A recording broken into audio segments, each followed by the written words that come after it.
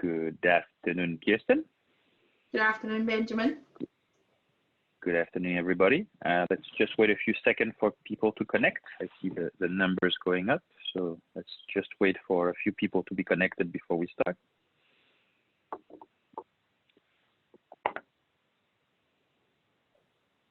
Okay, now we have more than 30, so I think people are continuing coming in. So Kirsteen, thank you so much for agreeing to speak to us today. This is the sixth of the How To webinar. So I wanted to thank EFMD for organizing this with Academ by Rima1. My name is Benjamin Stevelin. I'm the CEO of Academ. And today we have Kirsteen. So Kirsteen, thank you for your time. Could you please introduce yourself? Yep, so my name is Kirsteen Daly. I'm from the University of Glasgow, Adam Smith Business School. I am the Accreditations, Rankings and Communications Manager, as well as a new role which I've taken on as Interim Director of Accreditations. Thank you. Okay. So the purpose of this is a discussion. So it is going to be the view of one school. It's the view of Adam Smith Business School today on a key aspect of the accreditation, which is the visit and how to involve your staff. One thing I just wanted to start with in the intro is also to say that because of a lot of comments we had from participants and from speakers about the fact that accreditation was always seen as a cost, we have decided to add a session on how to value accreditation next Wednesday. So there will be a concluding session on this notion of cost and how to find value in the accreditation. For today, please feel free to use the chat, use the Q&A. Kay and myself will try to answer your question. I will push the question to Kay, and she will, I'm sure, do an amazing job at answering them. So last 2 weeks ago, Kirsteen, we heard from Adam on the faculty. Could you please give us your vision of how to involve the staff and how you have done it at Adam Smith? Okay, so I've been doing accreditations in our school for 19 years. As much as that's now my permanent role, it was a part-time role that I did on top of other roles in the beginning. So there's been a lot of lessons learned in how to engage our faculty. So whether you be a new member of staff or a current member of staff, everyone at our school is fully aware that we're triple accredited. If you're a new member of staff, during our staff induction programme, all of our directorate, including myself, would talk about our functional areas. So if you're new to the school, we'll explain our accreditations, what awards we have, what recommendations we've been given by our PRT, and what stage we're at and where our next visits are. For current staff, mostly their functional areas would involve accreditation priorities. So the Director of Research, for instance, would be involved in writing and supporting the research chapters. The AOL team would help me with the learning and teaching reports and chapters. So everyone within the school has a purpose and a functional area that embeds itself into our accreditation reports and our visits. So this is today because you have been accredited for many years. Do you remember at the early stage how to get your staff involved at that time? Because some of the people that are listening are at different stage of the accreditation process.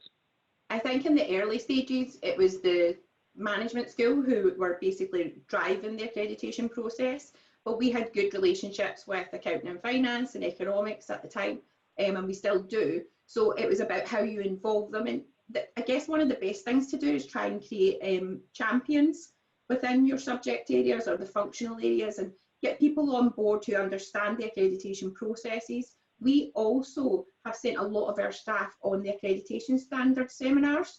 So we find that that's a really useful way to embed staff so that they're fully aware of what the standards mean, what does continuous improvement mean. So by selecting staff in each of your functional areas and asking them to help and support and understand the standards is really key to how we've moved forward. And obviously using your governance structures on your school. So the way you set up your committee structures, we didn't have an accreditation committee when we first started. And through our lessons learned, we've created a committee. We have ambassadors, our head of school, which is the equivalent of a dean elsewhere in the countries, He speaks to all his staff at school councils, so all our staff are on board with accreditation. So I think there's various different ways that you can embed your staff into it. It just depends what's right for your school and what's right for your governance. For us, it's definitely training them when they arrive or if they've got an important role in the school, and then the governance structures within our school. We've got an intranet service called SharePoint where we share all our documentation about all different functional areas, but accreditations is key to that site. So in your vision, your staff have a clear understanding of what is an accreditation and what the accreditation is going to bring to them and what is needed from them to obtain this accreditation? Yeah, we also, a few years ago, we created a 5-year strategic plan.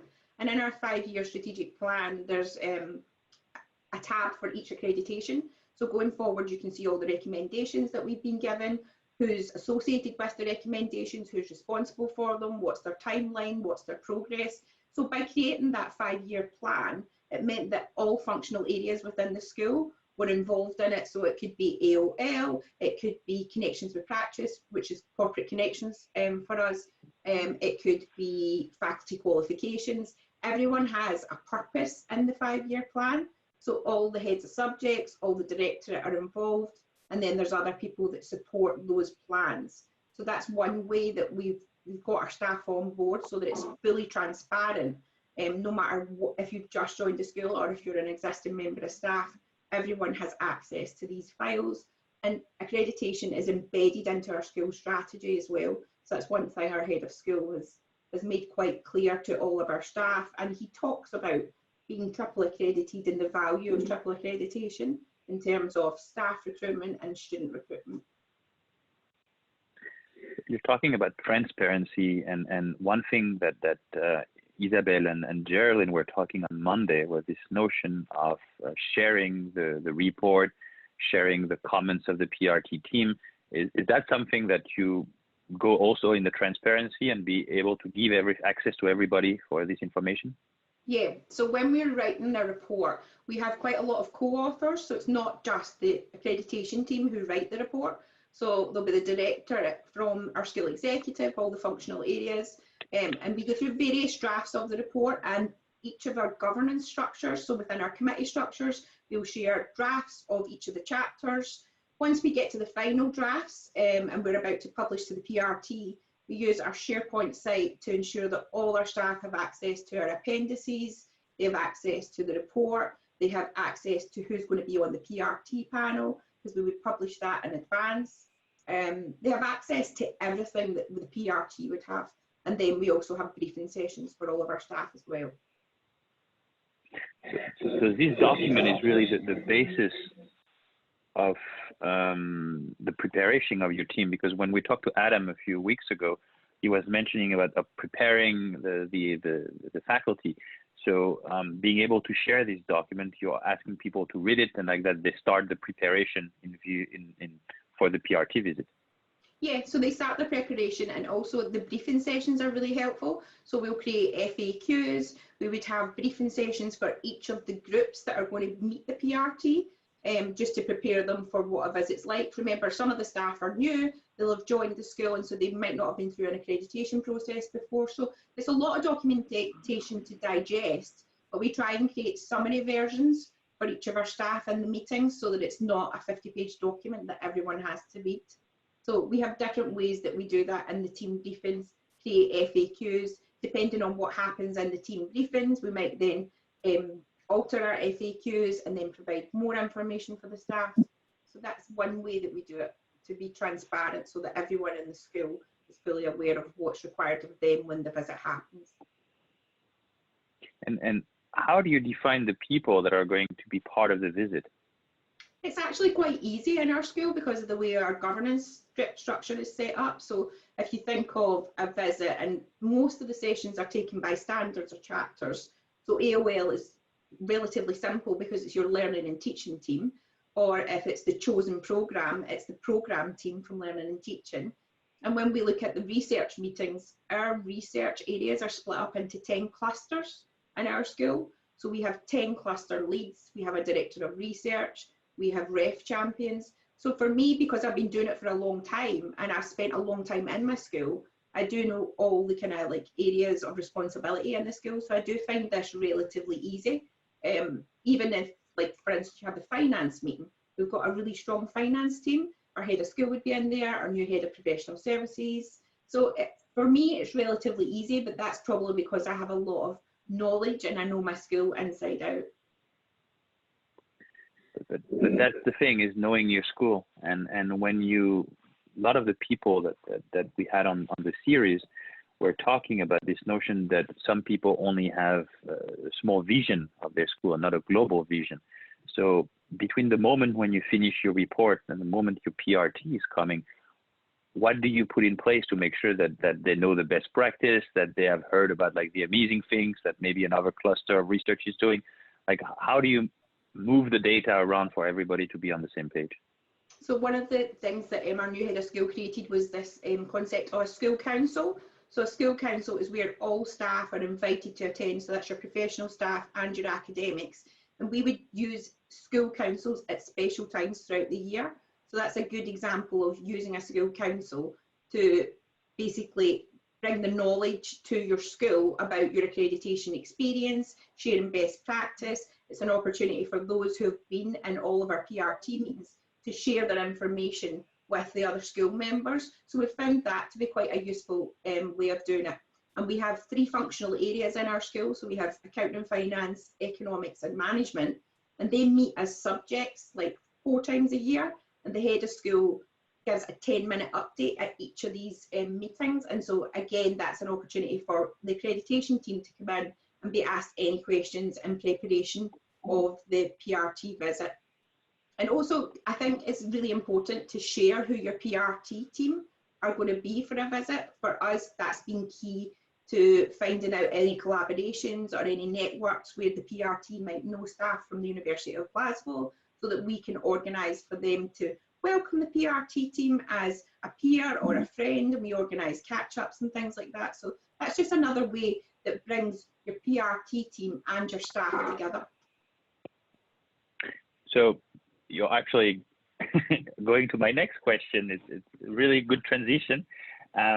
You're talking about meeting the peer review team. So do you have contact with the chair of the peer review before the visit? Yeah, so as soon as the accreditation body lets us know who our accreditation PRT team are, we would make contact as the accreditation team and on behalf of our head of school. We would introduce ourselves. We would start discussions on, can we look at the agenda? We also like to find out from the PRT team, are they travelling alone? Are they bringing their families? We try and find out as much information, probably about 6 months in advance, so that we're fully prepared once the PRT and their families arrive in Glasgow, because we want it to be the best possible experience for them. So we put a lot of effort into making sure their accommodation and their travel is all organised in advance, that when they arrive at the hotel, we pick them up at the airport, we meet and greet them at the hotel, we make sure that the general manager from the hotel makes a big effort to welcome them to Glasgow. So there's a lot of preparation that goes into welcoming a PRT team. They've travelled a long way, they're in a foreign country, you want them to feel welcomed, and if they're bringing their family, you want to make sure that they're catered for as well. Thank you. Just, I see that we have a question from Adam, and I'm just going to ask it because it's related to the previous topic. So some of the visit session topics are quite broad. Has your peer teams ever pulled in additional people to fill in any gaps during the visit? No, I haven't had that situation. I have had them ask for additional documentation. So in the early years, we were asked for additional documentation in our base room, but we've never been asked to bring in additional staff, no.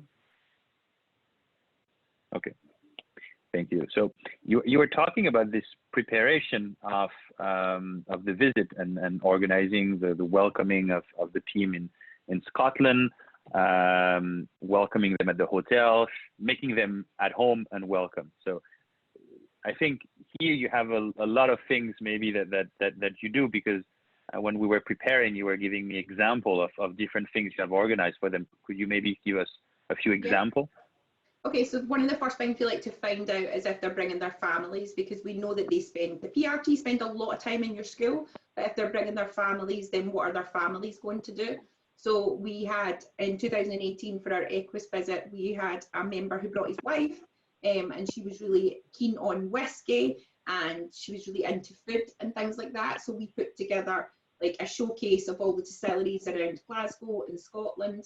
They were also going to stay on for a holiday. So we basically put together a tourist guide of everything, all the things that they had told us they liked to do. So it was about good restaurants, good food and wine, and obviously our Scottish whiskey, which they wanted to taste. So we got lovely comments back from the PRT member and his wife for making that an effort.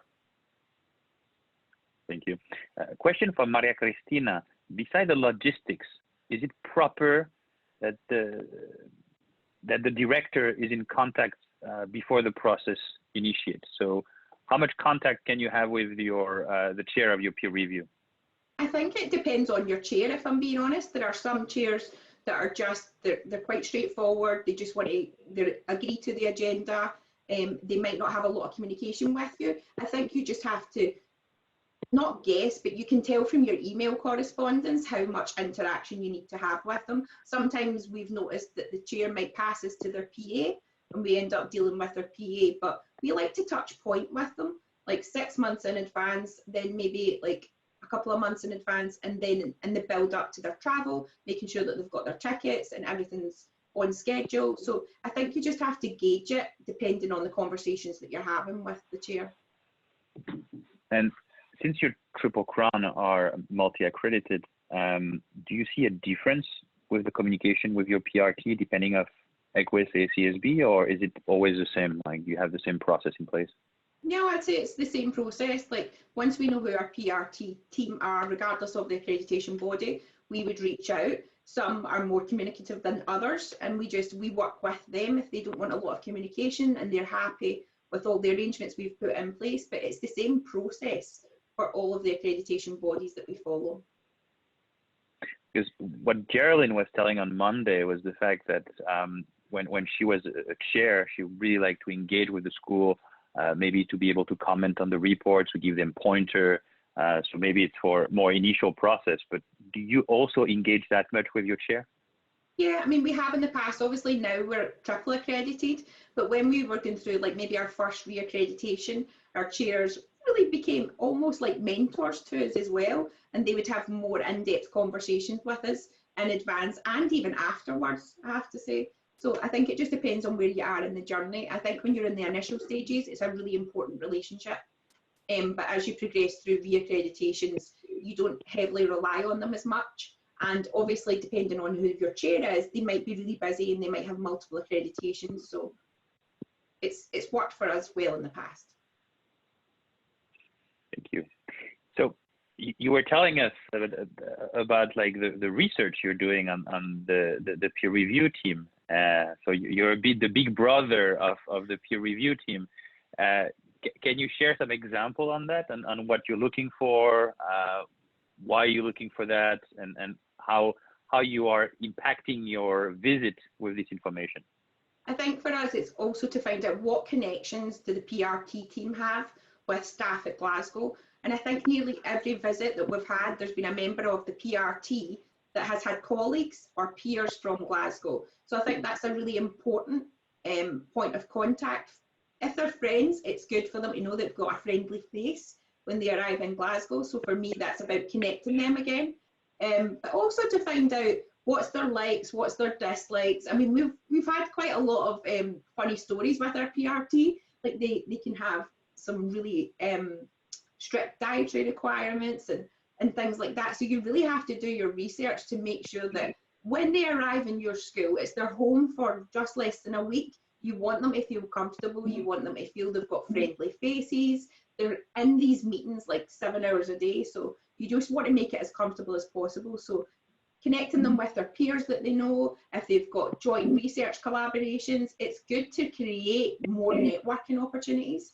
And just making sure that they feel comfortable, that your hospitality is good. And hospitality doesn't have to cost a lot of money. Like you just have to make sure that you're giving them good food, good basics, and you're looking after them, that they're not too tired. You've got good air conditioning in your room, or you've got good heating if it's in the winter. You just really have to think about what would you want if you were visiting a school? How would you want to be treated? Would you want to be connected with your peers? Would you like them to organise that for you? So it's all of those types of things. Thank you. Quick question from Rachel. In your experience, what are the major differences between an initial accreditation visit and a re-accreditation visit? The fear. So initial accreditation, there's definitely the fear of the unknown. And you're not, I guess you feel prepared. You feel your documentation was really like thorough, but you do learn maybe less is more. So maybe in our first initial accreditation meetings, we were probably very heavy-handed. We had lots of staff in all of our meetings because we didn't know what to expect. And I think as you progress through to the re-accreditation stage, you realise it's important to have key members of staff there, the staff that are really knowledgeable and really know your school. So that's one of the key things I would say is the difference between initial to re-accreditation. Thank you. So how many accreditation visits have you organized at Adam Smith? So for ACSB, I've had 3, and I've got another one in 2021. For AMBA, I can't even tell you how many because we've been re-accredited for 30 years. You can do the maths. And we have another one in 2023. And for EQUIS, we've had 2, and I have a third one in 2023 for EQUIS as well. Okay, so, sorry. One question from Bethan is, have you ever had any last minute change to the PRT members? How did you manage this? What impact would this have on your preparation? No, it's never happened to me, ever. What impact would it have? For me, so long as the PRT person who's been replaced has got the same functional areas that they would be looking at for your report, I actually don't see what difference it makes. It would be different, I think, if it was your chair that was being replaced, because you would really have to hit the ground running and build a good relationship with that chair over a shorter period of time. But it has not happened to us at Glasgow. Yeah, but you would not know the best brand of whiskey that they were looking to taste, so it would be harder. Well, I'm not going to tell you how I stopped the PRT team. Thank you, Kay. So I thought that you were talking about the visit itself, and so there is a base room. And there is. There was one anecdote you told me about your first base room, but you don't have a picture of that, but you have an anecdote on that. My first base room 19 years ago was a disgrace. When I look back, and that's what I mean about what's the difference between an initial accreditation and a re-accreditation, I didn't have the network of all the experienced accreditation managers who are sharing their best practice with me now. 19 years ago, I was on my own. I was the only person in my team, and it was me and the director, and all we did was put lots of trays out on our tables and just piled them high with documents. So when I look back, there was no structure to it. I don't even know how the PRT team found anything. And then if you go forward to now, 19 years later, we are commended by our accreditation PRT team on what our base room looks like. So I take that as a compliment that after 19 years, I've learned a very harsh lesson. Would you like me to share the and I think I think you have a picture to share of your base room and how it's organized. Okay, so what we do in our base room is we create more or less an itinerary of everything that's in the base room. So you can see here, this was for EQUIS in 2018, and everything is listed by chapter. And if I just show you, so this is our base room. So as you can see, we use bookshelves, and each shelf represents a chapter or a standard, depending on the accreditation body. And the list that I showed you previously lets the PRT know where they can find anything on the shelves. In the middle of the room, you can see that we also have tablets. So for where we don't have physical, when we need electronic, so like our BLE is electronic, our student records are electronic, our staff records, so we show them those electronically. We also showcase our branding, so you can see the Adam Smith hoodie there, which we're very proud of in our merchandising. So we like to showcase quite a lot in our base room. We also showcase, in this picture, we like to showcase infographics and maps. So Well, perhaps there's things that we've wanted to showcase in the accreditation report that we want to use as pointers in our meetings or in the base room. So at the right-hand side, that's a poster basically on all our research clusters and their engagement with practice. So it shows all the companies that they're working with. To the left-hand side, that's Adam Smith and his journey from a very young age and what he achieved at Glasgow. And then further to the right, depending on which accreditation body has the visit, we would put in their standards and their manuals to make things easier for the PR team. We also, so this is the, oh, sorry. Go ahead. The room that we use is actually our MBA suite, and it's split into two. So one side of the room is where we keep all the documentation, and then the other side of the room is like a small meeting room. So this kind of shows you what most of our meeting rooms look like.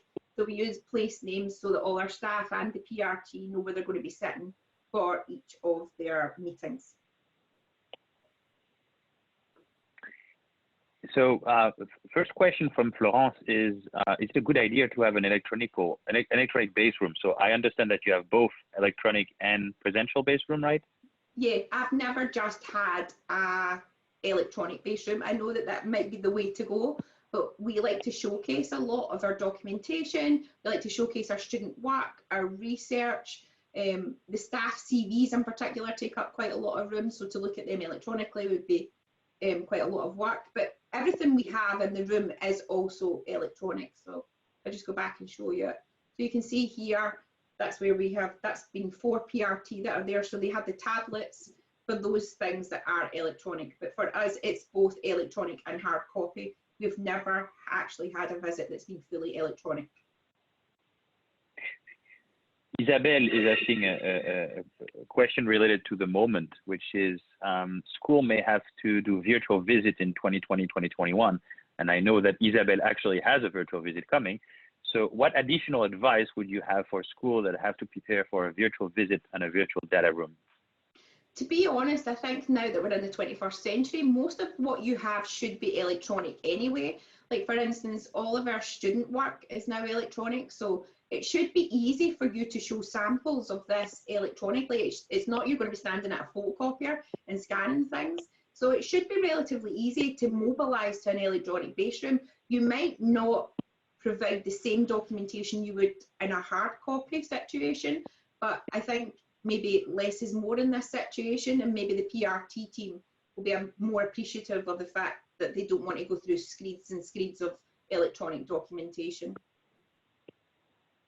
But also I think that the accreditation bodies are producing different documents on explaining how the virtual visit is going to affect, because, you know, when you have the people on campus, as you said, they can be 8-9 hours in your school looking at documents, talking to people. Doing it virtually is a bit different. So there is also going to have an adjustment and how you're going to engage with the PRT, because today you can jump them from one room to the next. When it will be online, it might be a bit more complex to actually do so. I think you would need to have really good guidance in place, and that's like I've shown you the list of base room documentation. You would have to have that very detailed, I think, for an electronic base room, so that everything is referenced and maybe everything is linked. I don't know what platform everyone is using to showcase their material, but for us it would probably be SharePoint, which is quite easy for us to use, and we would use Moodle as another example of how we could showcase all of our student work and our course outlines, dissertations. So I think you shouldn't be creating things from scratch if you're moving to virtual. You should use and take advantage of all the platforms that you have. That's a really good idea. I know that you have a few other things that you wanted to show us on best practice and actually things that you have learned from other schools. Yeah, so one of the really good things that Lancaster University Management School shared with us way back before we did our initial EQUIS accreditation was a photo agenda. So for us, this has now been best practice. So I thank Lancaster for the idea. And basically, we have our normal agenda that shows everyone shows the topics. And then for the PRT, we found that this is really useful to show them a photograph of everyone by agenda item. And we've been told that this is quite helpful for the PRT because they meet a lot of staff during the visit. So this is just a way to remind themselves, or if they have to refer back as part of the report writing, they've got the names and they've got a face of who was speaking. And that's something that you provide to the PRT in advance? Yeah, the PRT get their agendas sent to them in advance, and we also get hard copies in their hotel rooms, and all of our staff also get access to this. Okay. And do you have any other document that you would like to share with us today?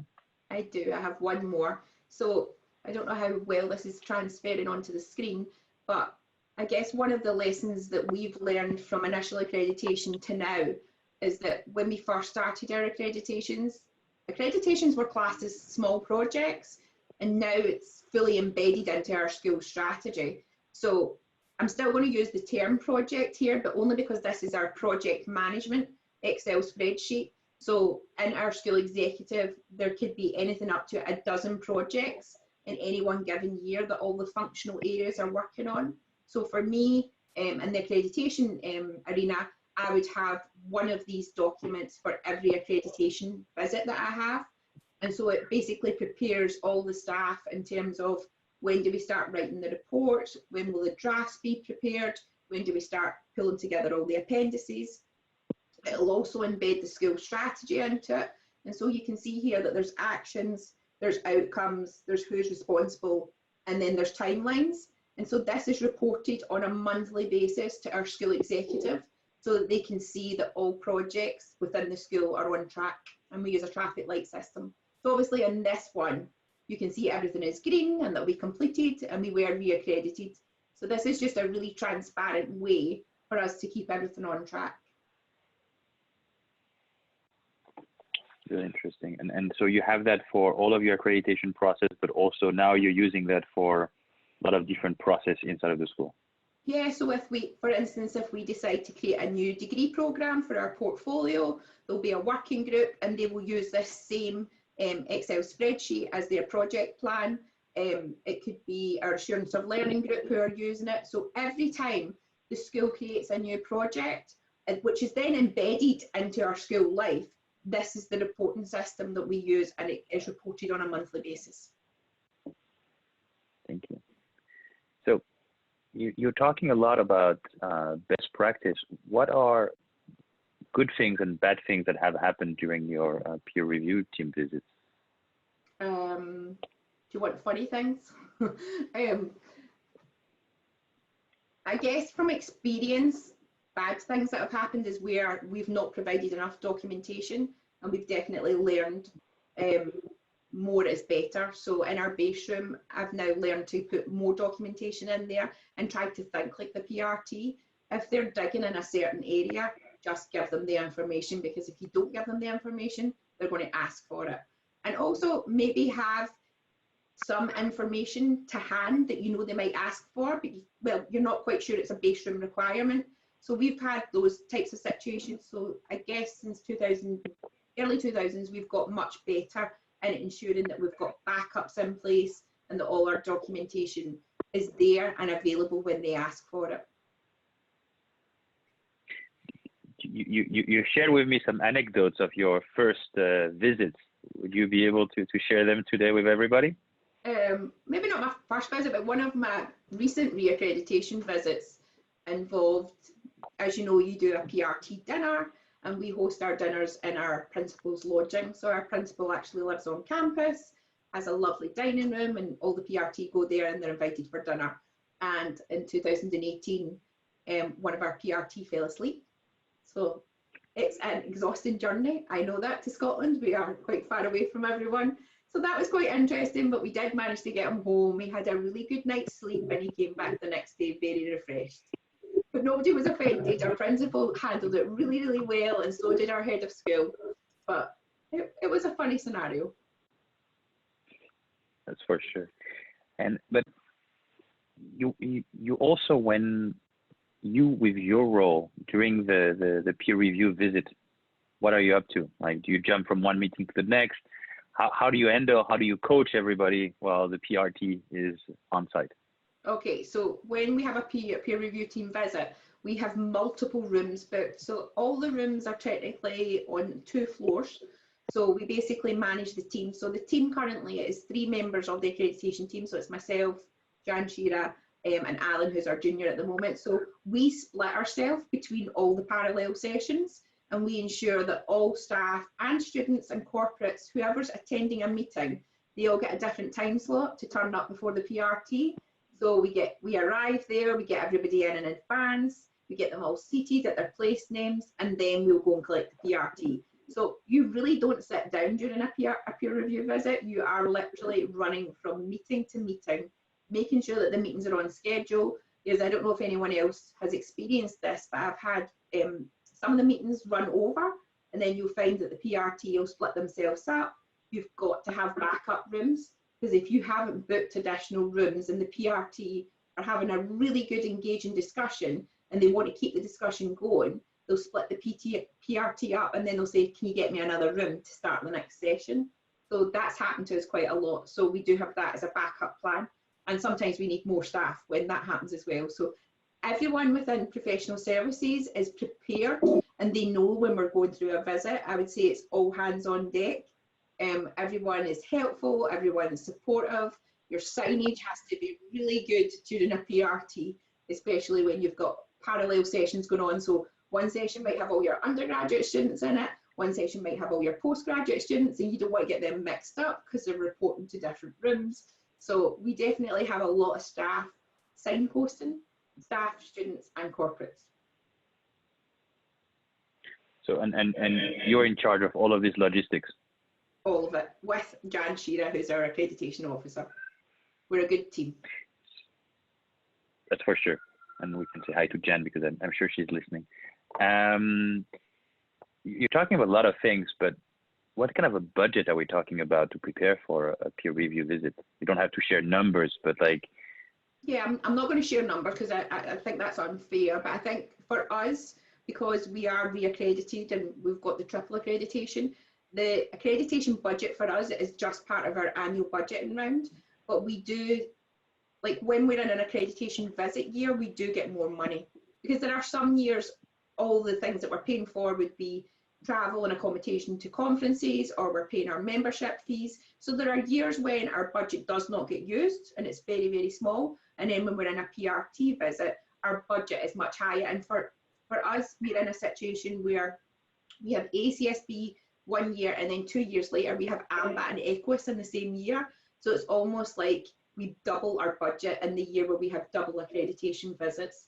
So some years it's more expensive than others, but definitely the PRT visit year is our most expensive. You're talking about like the expense toward the PRT and the travel is one of the big area for making them come to Scotland and paying their travel expense.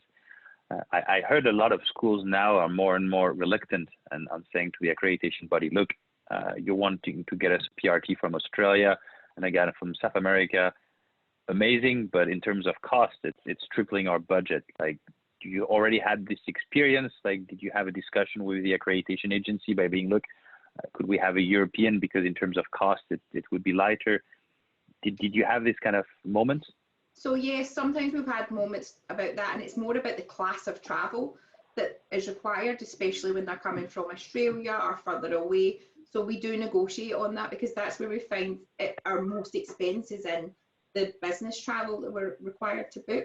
So it just becomes a negotiation, and we do that through the accreditation bodies, and that's all worked out well for us. But we've never had a situation where we've had to change a panel member due to it being far too expensive for them to travel. We've negotiated with the accreditation bodies, and the accreditation bodies are really good, and they're really helpful, and they'll commit to helping you in these scenarios. So I've found that that's been really useful at engaging with them. Thank you. Question from Helen is, do you run briefing sessions for corporates and students? Yes, we do. So we have a strategic advisory board within our school who support our school executive. So they meet probably about 4 times a year. So whenever their meeting is, we would try and organise their briefing session, just because they're busy chief execs, and sometimes we have to do one-to-one sessions with them as well. So yes, we do it for our strategic advisory board. We do it for all of our alumni where we can, because obviously our alumni travel throughout the world to come and do our PRT visits with us. So some of those are virtual, and we'll have telephone calls or Zoom calls with them. We also do it with our students and our corporates. So yeah, we like to fully prepare people, and we come and go. So sometimes we have to do multiple sessions, but for us, this is all about the preparation, especially when they might be new to our school and don't fully know all the transparency around our accreditations. You're multi-accredited and you have been accredited for a while. Have you heard, because you're part of the UK and Ireland accreditation network, so you have schools that are in the initial phase, have you heard of schools that might organize mock review for preparing their students, for preparing everybody, so kind of doing a blank run before the PRT come? Like, yeah. Have you heard of this kind of practice? Yeah, so we are one of those schools. So we were always ACSB and AMBA accredited, so we had double. And when we were preparing for EQUIS, because it was an unknown for us and we'd heard some scary stories, which are not scary anymore, because obviously we've been reaccredited many times. It was just, EQUIS was a game changer for us. It really changed how we operated as a school. It changed our school strategy. So we actually had a mock visit in preparation for our initial EQUIS. And I do know that John, who's our head of school, he supports other peer schools and he'll do mock visits for them. So I think that's becoming more of best practice within the UK, that the deans are starting to help each other out, because they're PRT members as well for various different institutions throughout the world. So why not share that best practice and help out doing mock visits for peer schools? So I think that's definitely something that's happening more and more. And I think if it's your initial accreditation, I would definitely recommend it prepares you. So. You're talking at the dean's level. At your level, do you have this kind of group as well for helping a new accreditation director, manager coming into office? They have an accreditation visit coming up. Like, do you have also that at your level? I think the UK and Ireland accreditation group is a really good example of where we share all our best practice and help each other. There's about 70 schools in that group, and there's we meet twice a year, and so we all share our best practice. Some of us are asked to give presentations on initial accreditations or re-accreditations. So that group to me has been a life changer. I have learned so much from Imperial, from Lancaster, from Liverpool, Newcastle. We are all Sheffield, we all are a really tight group, and Cardiff as well, and we're always helping each other, sharing best practice. We're all in this together. We might be competitors for student recruitment, but when it comes to accreditation, the UK group are really helpful in sharing best practice, what's worked well. So that's a good group to belong to, and I know worldwide there's more of them. There's one in Australia, I think there's one in France, and there might be one in Germany. Yeah, there's one in the Nordic country as well. There's a regional group when there's only one school in a country, they try to align with regional networks. So it's for sure that there's a lot of way to share best practice. But for this visit preparation, you were giving us this example of Lancaster, giving you the idea for the pictures of the people in your booklet. How did that came along? How did you get this discussion with Lancaster? Was it like open? They were like, look, this is what we did. So it was an open book, or they were just telling you, look, the best thing that worked. How did you get to this exchange? Because I think what a lot of people are is sometimes you're in a country, there's not many exchange. So we don't know what to do. So how do you get those information? Okay, so for us, it was probably our first ever UK and Ireland group meeting that we went to, where we met Rose from Lancaster, and we got chatting over the dinner. So we always have a dinner at these events, and she was just so helpful. I was telling her about how we were going for EQUIS, and she actually offered for us to go and visit her at Lancaster, and the same conversation happened with Bethan at Liverpool. So we were really lucky that we then created these really strong relationships with these schools and Cairn and Imperial, that we've been allowed, they will invite us down, and we invite people to Glasgow as well. So we've had Rose come to Glasgow, we've had various people come. So that's an amazing relationship that you build up. So our first visit was to Lancaster. They didn't give us any of their documentation to take away. They just showcased what they were doing and shared their best practice. We took lots of notes, and we came away with so much intelligence. just from that one meeting. And the relationship that we've built up has been amazing. And obviously the dean at Lancaster is my old dean. So there's another connection there. So it's make these connections and make these friendships, because you'll have them for life and they're really, really valuable. So Julie was also talking to us about a few weeks ago now about the idea that she had in her institution to help other schools in their network to go for accreditation. Is it something that you ever did in Glasgow to be like, well, we have this partner, they're not accredited, we're going to help them, coach them, give them best practice, maybe show them what we're doing? Do you have this kind of experience as well?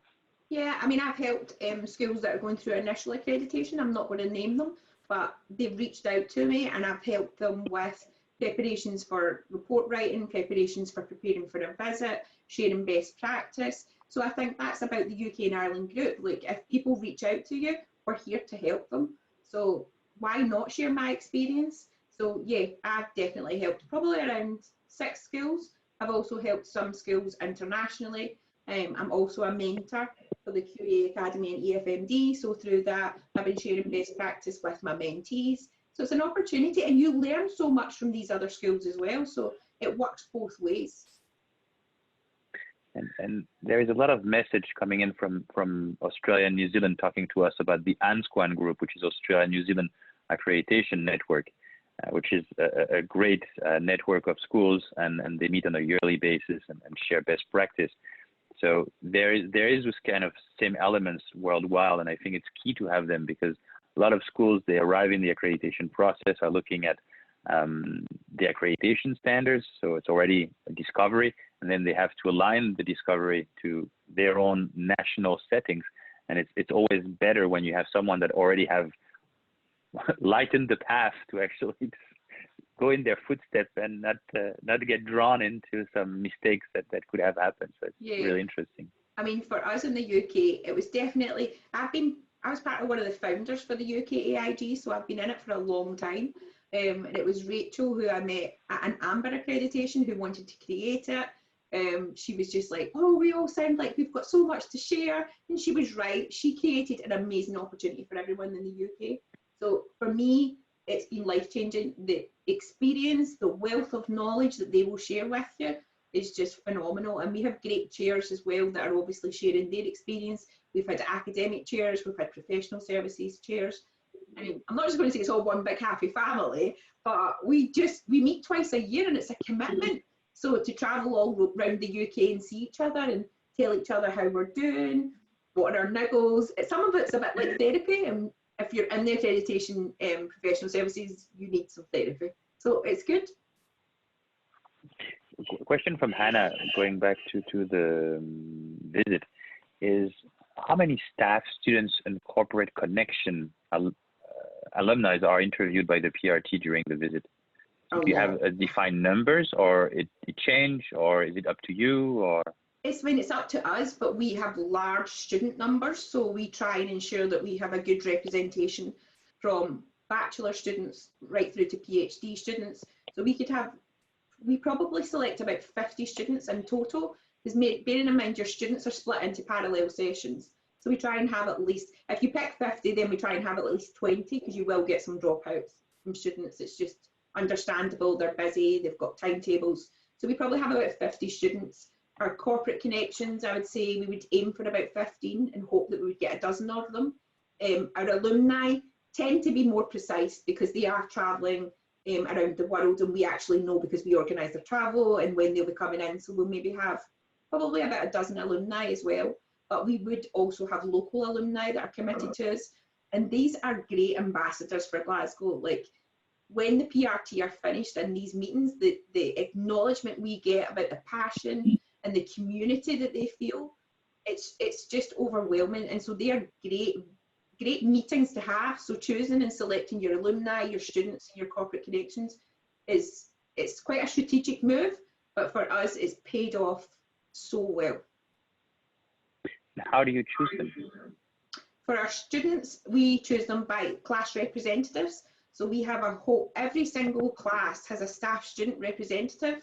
So we have a massive list, and we basically we send out an email and we ask for volunteers on, we'll say we've got a visit coming up, and our dean also writes a letter to all of the students who have participated in the visit. So that goes on, we have this report in the university that goes on to their system, and when they graduate, they can show that to employers that they've been involved, actively engaging in it.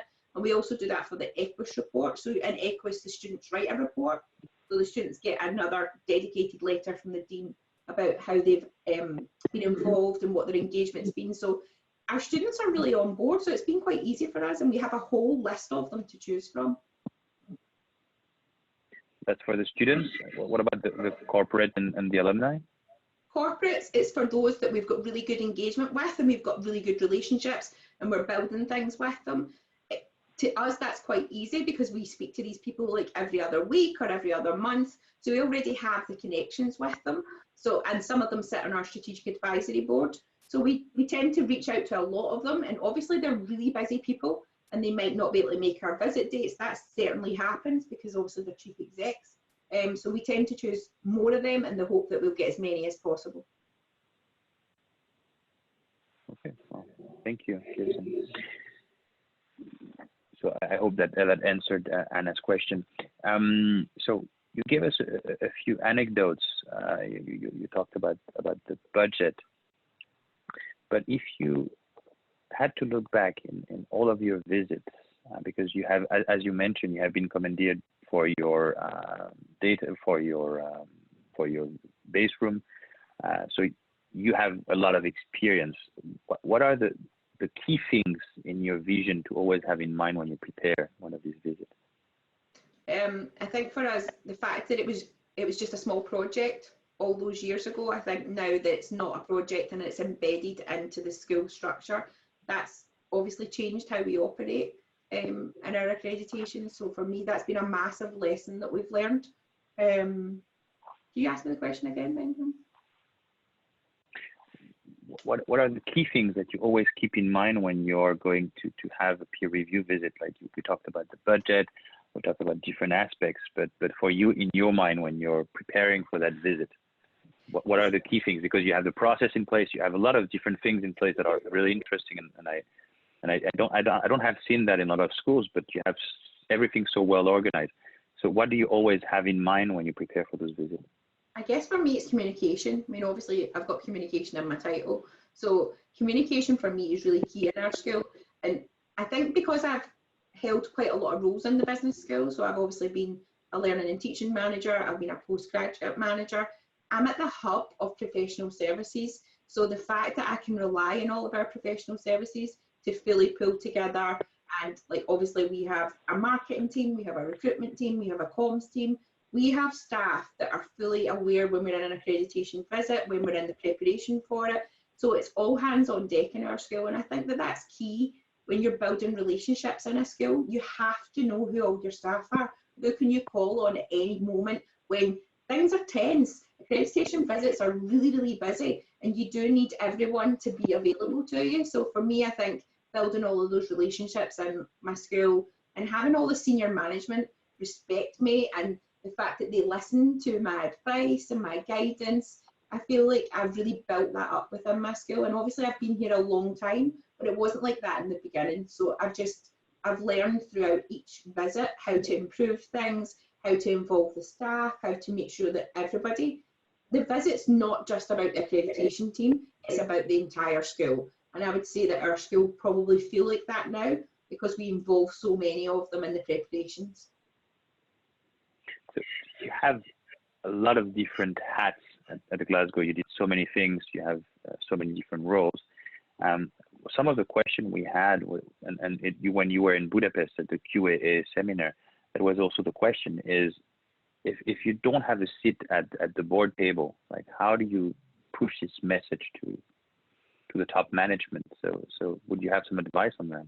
I think for me, it's a key to building good relationships. So sometimes I sit on the school executive, I'm there when they need accreditation advice, but the relationship that I have built up with any of my directorate is core to them getting my message across to the dean or head of the school. So you have to ensure that you're articulate, you're professional, that you can explain the standards, you can explain maybe where there's weaknesses in your school structure and how you can influence to change the strategy. So that's been my tactic to ensure that the school executive and my head of school see that I'm an expert in my area and I'm of value to them. I'm going to keep the school right, and I'm going to ensure that we keep doing everything that we need to do within our 5-year plans, within our continuous improvement. So it's about building those relationships. You cannot sit in a small team and not think, okay, I can do all this on my own. You need the support of your dean, you need the support of your academics.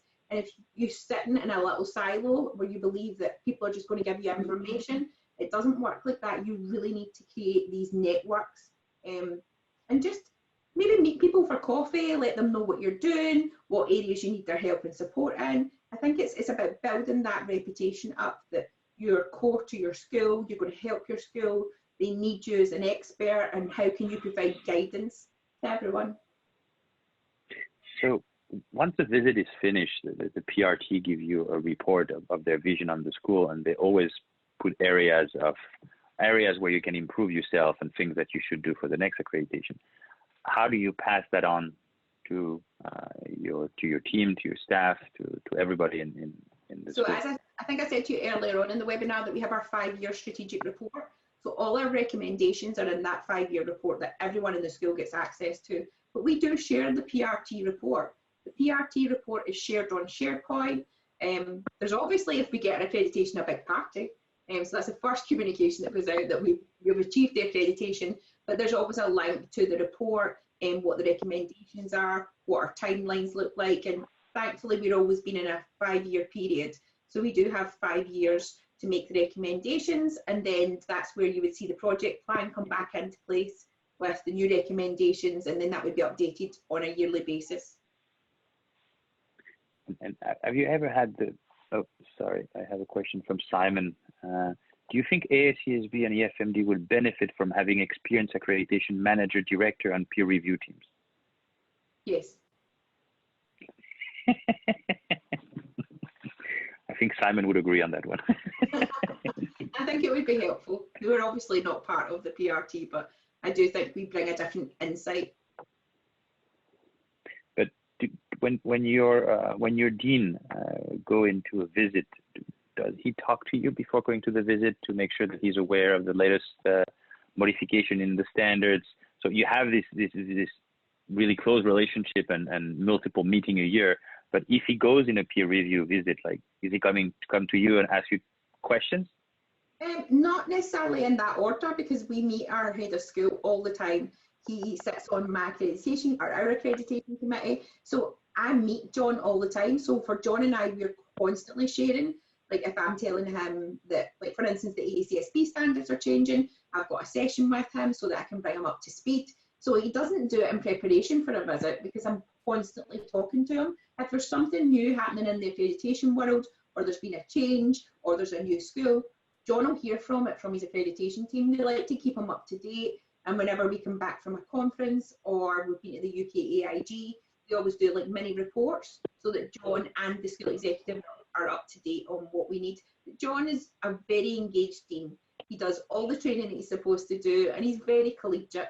So John Finch, if anybody wants a PRT member, he's very good. One question from your mentees, Amir. Hi, Kirsteen. Might have been answered already, but what one thing are you not doing for PRVs that you want to do? What would you like to adopt from elsewhere? I feel like I've adopted most of the best practice. So if anyone's got any other best practice they want to share with me, please drop me an email. I would love to hear it, and I'll definitely adopt it. I think I've adopted mostly everything. I've definitely improved the PRT visits. I think the one thing we've been commended on is our kind of hospitality, and the fact that we make them all feel welcome when they arrive. I maybe wasn't so good at that in the very beginning, because I was quite shy and I didn't want to reach out to them, and now I'm just like, hi, welcome to Glasgow. What can I do for you? How can we help you? So I think that's what makes our school quite unique. I want people to come to Glasgow. I want them to come here, see that we're a community, that our staff, alumni, we're all really engaged. And we have a slogan in Glasgow that says, people make Glasgow. And I want our PRT to leave knowing that we are the people that make Glasgow. Thank you. So Simon is offering you to go and visit the Ansquan group to get some good ideas. Okay. I think the next one is in November in Adelaide, Australia. So I'm there. one question from Lisa is, within the accreditation space, the focus on academic leader is quite extensive. What role do you think professional staff leaders can play in the future? How could professional accreditation managers advocate more strongly for a larger role in the accreditation bodies? I think just from your experience in dealing with the accreditation bodies, so I have definitely put myself out there. I'm doing a lot with EFMD. I'm looking to support ACSB. I think the more that you engage with the accreditation bodies and they see the value of accreditation managers, I think that's a way that they can start to engage. And obviously, if your dean's a PRT member, the value of having someone like us on PRTs, they can be advocates for us and saying how we're experts in our area. So I think it's about, again, about networking and making sure that you're well connected with the accreditation bodies. Thank you. It's 2:01, so we're finished for today. Thank you so much, Kirsteen. It was really interesting, so much insight, a lot of things that you have shared willingly. And as you told me, you would be okay to put them in our LinkedIn group. So if that's possible, we will put them in the QA LinkedIn group. Thank you, everybody. And we're looking forward to the next session with Thomas Clef from Pforzheim University, who's the Dean of Pforzheim, on how to engage your dean. And as you said already today, Kirsteen, a lot of communication. So we're going to see if Thomas had this communication as well. Thank you so much. Okay. Thank you, everybody. Have a good afternoon. Bye-bye. Bye.